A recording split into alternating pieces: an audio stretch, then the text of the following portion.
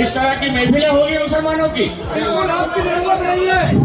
बिहार में आप जाके खड़े हो गए, अच्छी खासी सेकुलर सरकार बनने वाली थी, तेजस्वी यादव की सरकार चली गई, भारतीय जनता पार्टी की सरकार आ गई। आप कहते हैं कि हम हारेंगे, हरवाएंगे, फिर जीतेंगे। क्या करना चाहते हैं भाई आप? हमें ये आपका भौरा समझ में नहीं आया, माफ करना।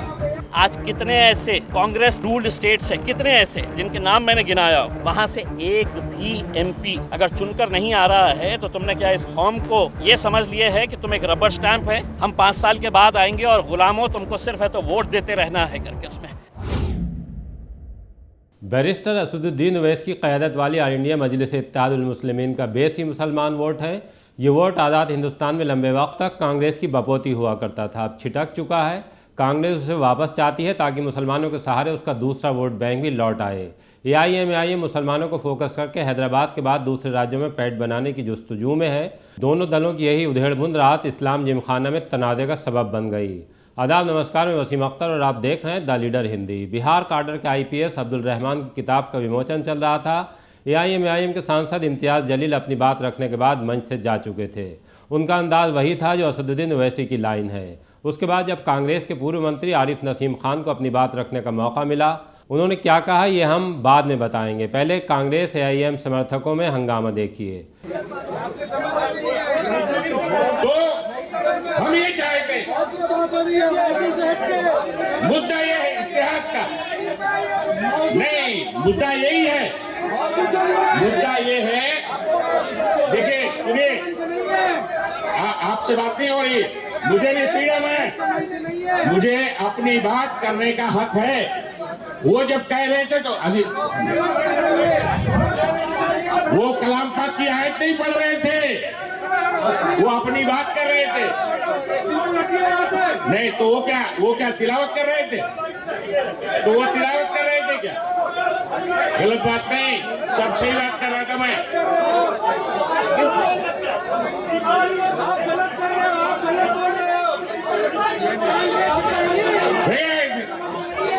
इस तरह की महफिलें होगी मुसलमानों की, इस तरह से मुसलमानों की महफिल करेंगे आप? Imtiaz, this is not fair.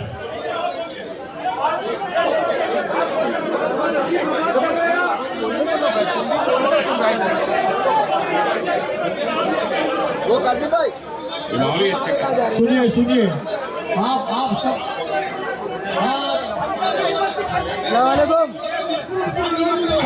सब बैठ जाइए, आप लोग बैठ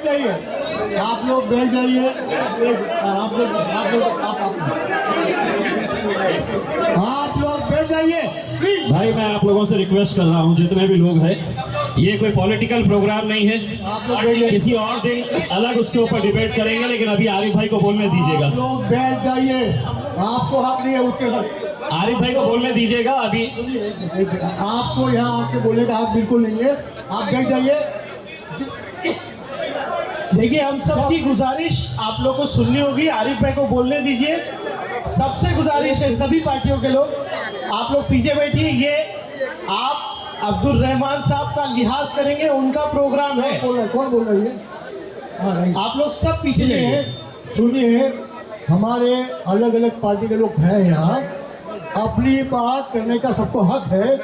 इम्तियाज भाई को पूरा मौका दिया गया बोलने का, हमने बड़े प्यार से सुना उनको, बहुत सारी अच्छी बातें की उन्होंने। अभी नसीम आरिफ खान अपनी बात कर रहे हैं, आपको चाहे कबूल हो या ना कबूल, लेकिन आपको सुनना पड़ेगा। और सुनिए, प्यार से सुनिए उसको। ये इस तरह आके हंगामा करना, इस तरह देखिए, हमारी MIM के हमारे लीडर मौजूद है यहाँ, MIM के हमारे लोग मौजूद है यहाँ, जितने वो है उससे 10 गुना हमारे ज़्यादा लोग हैं, लेकिन हम लोग की बात नहीं चलते, आपको खामोशी में सुनना पड़ेगा प्लीज। ठीक है, बैठ जाइए, आप लोग बैठ जाइए। आप लोग बैठ जाए तो मैं अपनी बात को आगे जारी रखूं। हर पार्टी को अपनी बात रखने का हक है। इम्तियाज भाई ने बहुत खुलकर बात की, बहुत अच्छी बातें की। नसीम भाई को भी पूरा हक है बात करने का। आप लोग बैठ जाइए, ये प्रोग्राम रहमान साहब का प्रोग्राम है, उसको खराब करोगे तो उसके जिम्मेदार आप रहेंगे। आप आरिफ नसीम खान ने पहले ये समझाने की कोशिश की कि मोदी के नेतृत्व वाला गठबंधन 37% वोट लेने के बाद किस तरह देश की सत्ता संभाल लेता है और 67% वोट बंटने की वजह से हम हार जाते हैं। इसकी वजह यह है कि IMAIM का बिहार और बंगाल में जहां कुछ नहीं है वहां भी वो चुनाव लड़ने के लिए पहुंच जाते हैं। पहले आप आरिफ नसीम खान की बात सुनिए, फिर आपको दिखाएंगे कि इम्तियाज जलील ने द लीडर हिंदी से बात करते हुए जवाब में क्या कहा है। मैं कुलकर्णी साहब से कह रहा था कि 2014 में भारतीय जनता पार्टी को सिर्फ 33% वोट मिले, 67% वोट भारतीय जनता पार्टी के खिलाफ गया, मोदी जी की लीडरशिप के खिलाफ गया। 2019 में 37% वोट पुलवामा के बाद इमोशनली वोट अटैच हुआ उनके साथ, 37% वोट उनको मिला, लेकिन 63% वोट 2019 में भी विश्व गुरु के खिलाफ हिंदुस्तान की आवाम ने वोट किया। यानी कि अगर 60% वोट हिंदुस्तान की आवाम विश्व गुरु के खिलाफ वोट करती है तो सिर्फ मुसलमान ही नहीं था, उसमें हिंदू भी था, मुसलमान भी था, सिख भी था, ईसाई भी था, दलित भी था, आदिवासी भी था, सब लोगों ने मिलकर वोट किया। लेकिन अब हारते कमजोर कैसे होते? ऐसे लोग दिल्ली की तख्त पर विराजमान क्यों होते हैं? क्योंकि वो 63% वोट जो विश्व गुरु के खिलाफ गिरा वो टुकड़ों टुकड़ों में बांट दिया गया, बंटवारा हो गया। इसलिए 63% वोट जो मोदी जी के खिलाफ दिया वो हार गया और 37% वोट जो उनके हक में गिरा वो 300 से ज्यादा सीट उनकी चुन के आई। रहमान साहब, सही कह रहा हूं कि गलत कह रहा हूं कुलकर्णी साहब? यही हुआ है। वोटों का डिवीजन, वोटों का बंटवारा, हमें उसको रोकना चाहिए। देश में जमहूरियत है, सभी को चुनाव लड़ने का हक है। बहुत सारी हमारे मुल्क में पार्टियां हैं, अलग अलग अपनी पार्टियों को खड़ा करना चाहिए, उसमें कोई दो राय नहीं, लेकिन नुमाइंदा चुनने का हक इस मुल्क की आवाम को है, आपको है। आप ऐसे लोगों को मुत्तहिद होकर चुनिए जो आपकी सही तरह से नुमाइंदगी कर सके, सही तरह से आपकी आवाज बुलंद कर सके, मुल्क की एग्जिक्यूटिव को कायम रख सके, जो फिरका परस्त ताकतें चाहती हैं उसको वो रोक सके। सूझबूझ वाला नुमाइंदा होना चाहिए। इसी तरह की बातें मुझे जहां तक पता चली है सारी किताबों में रहमान साहब ने सिफारिश की है और बताई है, लिखी, तो हमें करना चाहिए। और ये जिस दिन हम कर ले जाएंगे तो ये जो 7, 8, 9 साल से हम रोना रो रहे हैं, रोना पीट रहे हैं, अलग अलग जो महफिलें हो रही हैं, अलग अलग जो डिबेट और बहसें हो रही हैं, ये सब कम हो जाएगी, खत्म हो जाएगी। हमें ये करना चाहिए। इम्तियाज साहब ने बहुत सारी बातें यहां पर कही, माफ करना इम्तियाज साहब, आप कहते हैं कि आइए सब एक हो जाएं। कैसे एक हो जाए तो ये तरीका भी बता दो, तरीका भी बता दो भाई, कैसे एक हो जाए। जहां चाहिए वहां आप खड़े हो जाते हैं। बिहार में आप जाके खड़े हो गए, अच्छी खासी सेकुलर सरकार बनने वाली थी तेजस्वी यादव की, सरकार चली गई, भारतीय जनता पार्टी की सरकार आ गई। आप चले जाते हैं वेस्ट बंगाल चुनाव लड़ने के लिए, जहां कुछ नहीं लेना देना आपका, आप वहां पे हराने की कोशिश करते हैं। आप किसको जिताना चाहते हैं? आप कहते हैं कि हम हारेंगे, हरवाएंगे, फिर जीतेंगे। क्या करना चाहते हैं भाई आप? हमें ये आपका मुहावरा समझ में नहीं आता, माफ करना, हमें ये मुहावरा समझ में नहीं आता। सुझाव से ही बात आई है कि जो सुझाव आरिफ नसीम खान ने वहाँ स्टेज से दिया है, शायद उसके लिए कुछ वक्त के लिए गहमा गहमी भी हो गई थी।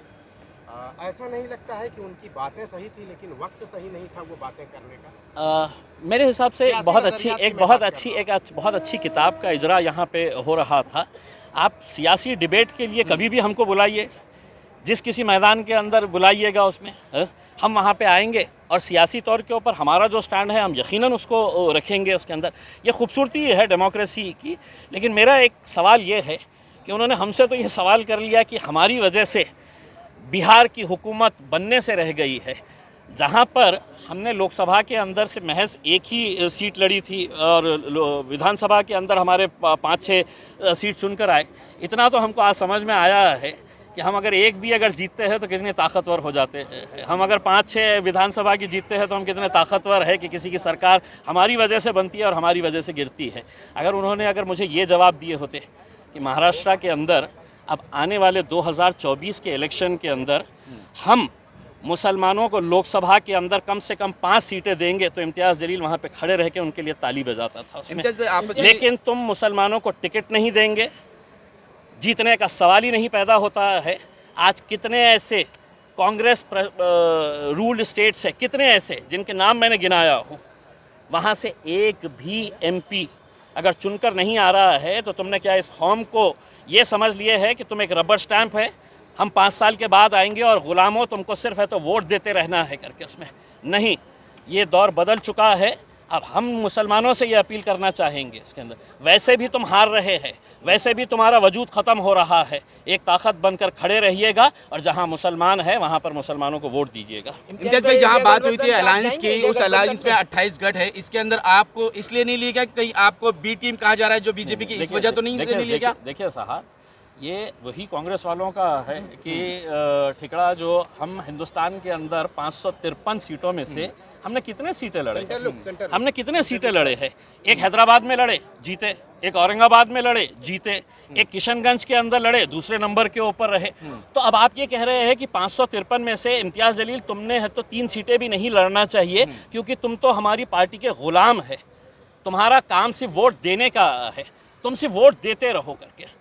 अगर हम 3 सीटें भी नहीं लड़े और आप कहेंगे कि नहीं आपकी वजह से है तो कोई जीत रहा है, कोई हार रहा है। असल में क्या हो गया है इस मुल्क के अंदर कि एक सॉफ्ट पंचिंग बैग चाहिए होता है। जब हम हार जाते हैं ना तो किसकी धुलाई करें, तो उनको सामने है तो हम नज़र आ जाते हैं कि हमारी वजह से हारे हैं करके। उसके अंदर मेरा तो ये कहना है कि अब आप एक मुसलमान लीडर होने की हैसियत से आप ये ऐलान करवाइए अपने आकाओं के ज़रिए कि आने वाले लोकसभा इलेक्शन के अंदर हम कम से कम 5 मुसलमानों को हम टिकट देंगे करके उसमें, और टिकट देंगे तो जीतेंगे। उसकी ज़िंदा मिसाल ये खड़ा हुआ है इम्तियाज़ जलील, लड़ा तो जीता, वरना तुमने तो हमारे जहनों के अंदर ये बात डाल दिए है कि नहीं मुसलमान तुम तो सिर्फ डालते रहो वोट, असेंबली और पार्लियामेंट के अंदर हम जाकर बैठेंगे। अब हम बोल रहे हैं नहीं, अब हम भी जाकर बैठेंगे। दोनों की बात आपने सुन ली, अब फैसला करें कि कांग्रेस का तंज सही था या IMIM के बिहार और बंगाल में चुनाव लड़ने का स्टैंड। देखते रहिए द लीडर हिंदी, खरी बात मजबूती के साथ।